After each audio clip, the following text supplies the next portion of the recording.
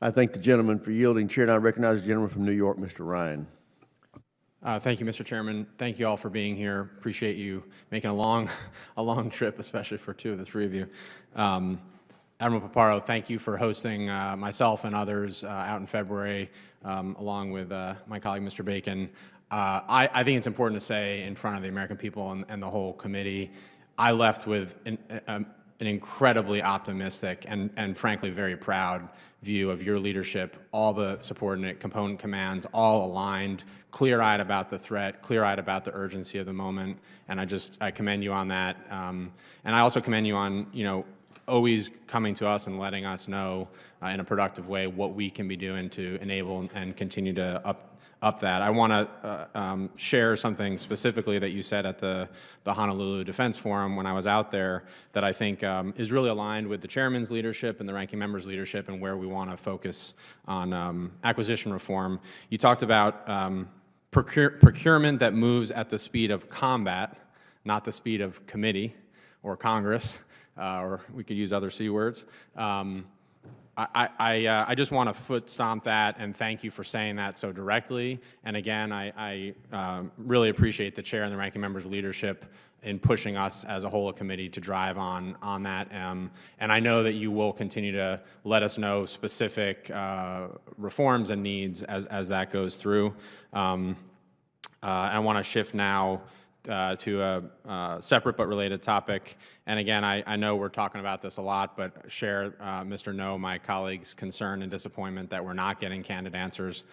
Frankly, even as a very junior military officer, I understood that all the elements of national power, diplomatic, information, military, and economic have to be synchronized effectively. So I do think the committee and the American people are owed an answer on this. So I want to talk about the impacts to our allies that other colleagues have highlighted. The hypocrisy of asking allies and partners in Indo-PACOM to up their defense spending, up their burden sharing, and then hitting them with nonsensical, uninformed, and I think now clearly shown to be not even technically correct tariffs is I think, a massive own goal, as we would say with my 5- and 3-year-olds that I'm teaching soccer.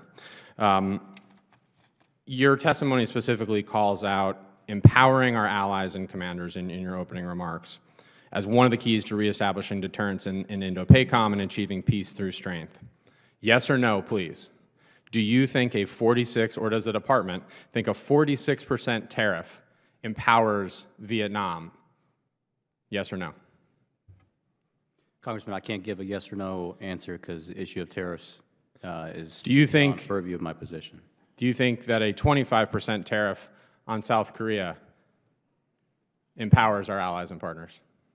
Same answer, Congressman. General Brunson, do you think that empowers our allies and partners in South Korea? Congressman, if I could just ask for a point of clarification.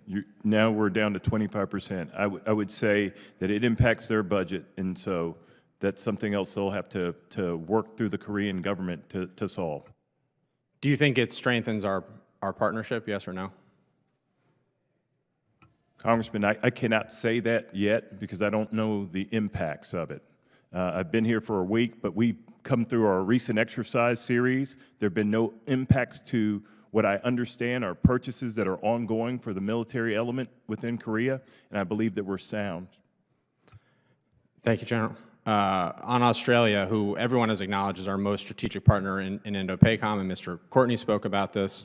Admiral Paparo, you called them our most strategic partner. Mr. No, you called them a key logistics hub. It's clear that they were blindsided in particular by this tariff, which I find particularly offensive given the time and investment all of us have spent in building that relationship and nurturing and growing that relationship, to the point that the Prime Minister said, quote, "The Trump administration's tariffs have no basis in logic, and they go against the basis of our two nations' partnerships."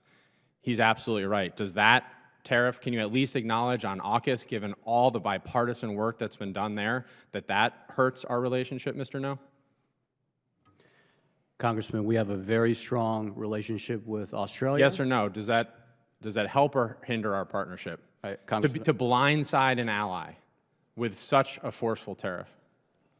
I'm not here to talk about tariffs, Congressman. I yield back, Gentleman's Mr. time's Chair. expired. Chair